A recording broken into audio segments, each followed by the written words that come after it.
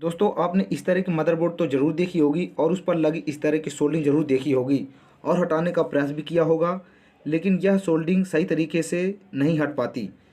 तो इसके लिए हम एक छोटा सा उपकरण लेकर आए हैं जिसकी मदद से इस तरह की सोल्डिंग बहुत ही आसानी के साथ हटाई जा सकती है।